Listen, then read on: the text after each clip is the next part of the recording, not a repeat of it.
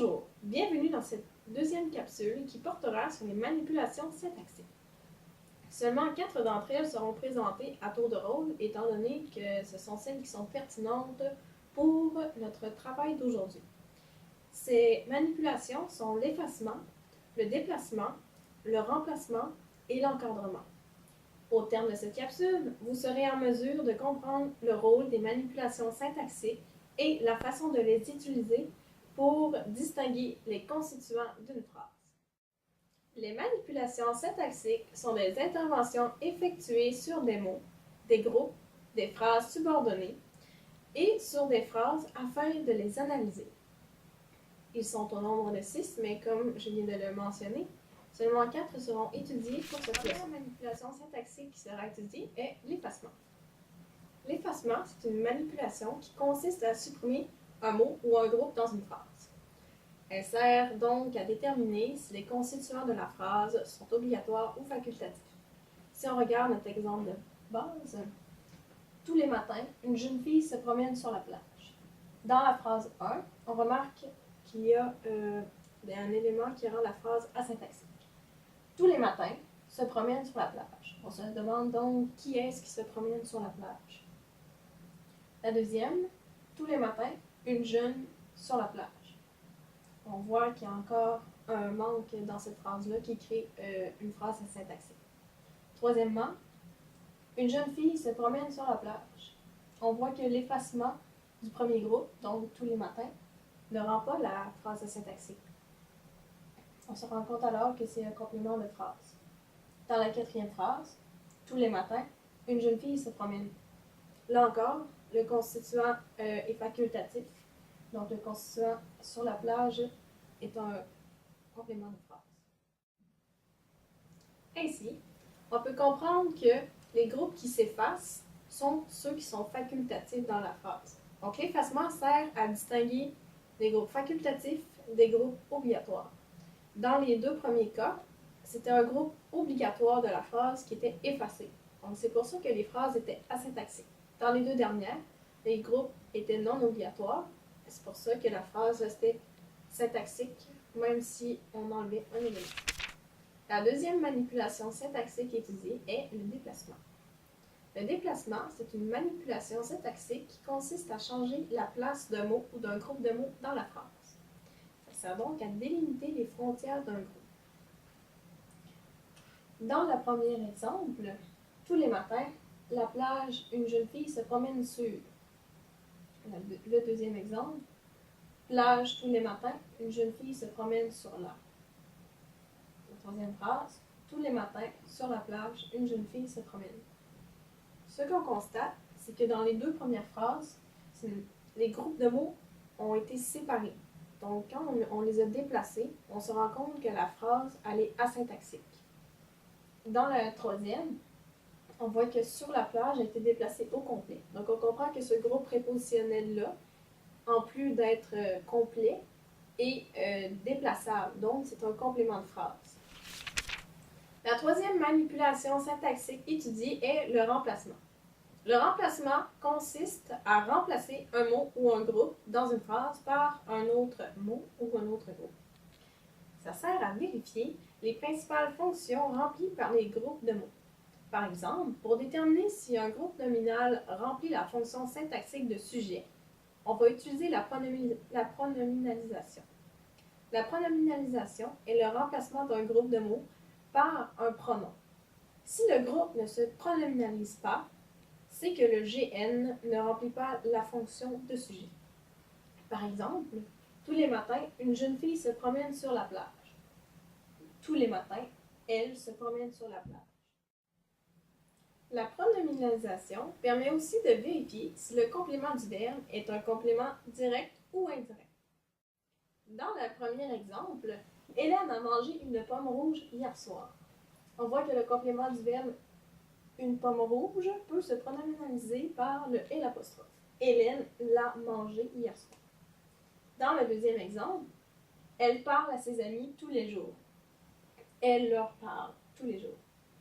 Ici, dans le deuxième exemple, on a l'apparition d'une préposition à qui indique que le complément est indirect, contrairement à dans la phrase 1 où le complément une pomme rouge est un complément direct. Par ailleurs, il existe différents pronoms qui peuvent remplacer les groupes remplissant les fonctions de complément direct et indirect. Si on regarde du côté du complément direct du verbe, on peut les remplacer par les, le, la ou l'apostrophe, en, cela ou ça. Pour les compléments indirects du verbe, les pronoms possibles de remplacement sont la, lui, i et en. Attention! Il faut toujours faire attention aux accords du participe passé lorsqu'on pronominalise. Si on regarde l'exemple précédent, Hélène a mangé une pomme rouge hier soir. On sait que pomme est un nom féminin singulier. Alors quand on le pronominalise et que le complément direct vient se placer avant le participe passé, on ne doit pas oublier d'accorder le participe passé au féminin singulier.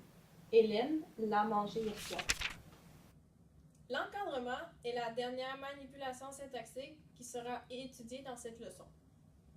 Cette manipulation consiste à encadrer un groupe de mots par l'expression c'est qui ou par l'expression c'est que. Lorsque l'on utilise l'expression c'est qui, c'est qu'on cherche en fait à trouver la fonction du sujet de la phrase. On a la phrase « Tous les matins, une jeune fille se promène sur la plage ». Premièrement, tous les matins, une jeune fille se promène qui sur la plage? Deuxièmement, tous les matins, une jeune fille se promène sur la plage qui? Dans ces deux phrases, on peut voir que ce ne sont pas les groupes sujets qui sont encadrés parce que la phrase est asyntaxée. Si on prend le contre-exemple de la phrase 3, tous les matins, c'est une jeune fille qui se promène sur la plage. Cette phrase-là a du sens. Donc, on comprend que le groupe nominal une jeune fille est bel et bien le sujet de la phrase. On peut aussi utiliser l'encadrement par ne pas. Cet encadrement-là sert à trouver un verbe dans une phrase. Toujours avec la même phrase, tous les matins, une jeune fille se promène sur la plage. Première forme, ne, tous les matins pas, une jeune fille se promène sur la plage. Deuxième forme, tous les matins, ne, une jeune fille pas, se promène sur la plage. Encore une fois, on voit que ce sont les mauvais groupes qui sont encadrés parce que la phrase est asyntaxée. Ce que je veux dire par les mauvais groupes, c'est que ce ne sont pas les groupes qui remplissent la fonction de prédicat qui sont encadrés.